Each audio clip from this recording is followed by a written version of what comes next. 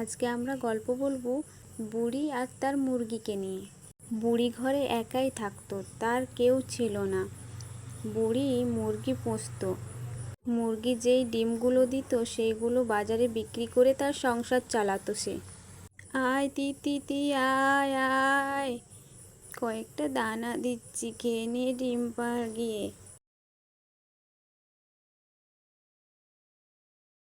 মুরগি যেই না ডিম দিল, অমনি বুড়ি এসে ডিমগুলো নিয়ে বাজারে চলল বিক্রি করতে। আসো আসো, ডিম নিয়ে যাও বাচ্চা, মাত্র 6 টাকা পিস।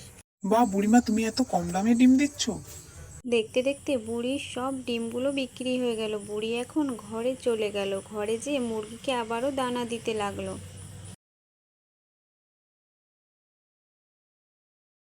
বাহ, প্রতিদিন তো মুরগিগুলো ভালোই বেশ বড় বড় ডিম দিচ্ছে।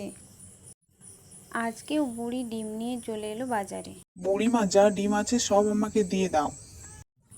বাজারে ডিমের চাহিদা অনেক। বুড়ির তো মনে মনে খুব লোভ হলো। বুড়ি ভাবলো বেশি বেশি যদি দানা দিই তাহলে তো মুরগি অনেক বেশি ডিম পাড়বে। আজকে অতিরিক্ত খাওয়ার ফলে মুরগিগুলো অসুস্থ হয়ে পড়েছে। হায় হায় রে, আজকে তো মুরগিগুলো ডিম দিল না। দাও দাও বুড়িমা, ডিমগুলো দাও, রান্না চাপাতে হবে। হায় হায়, আজকে যে মুরগিগুলো ডিম দেয়নি।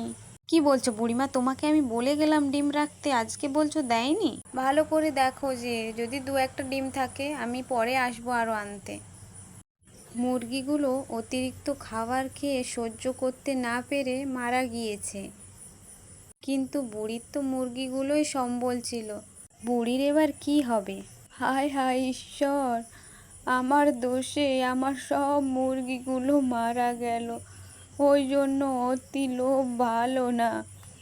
আমার যে সর্বনাশ হয়ে গেল, আমার সংসার চালাবো কি করে আমি? তুমি চিন্তা করো না বুড়িমা, চলো তুমি আমাদের বাড়িতে থাকবে। ঈশ্বর তোর মঙ্গল করুন রে, ঈশ্বর তোর মঙ্গল।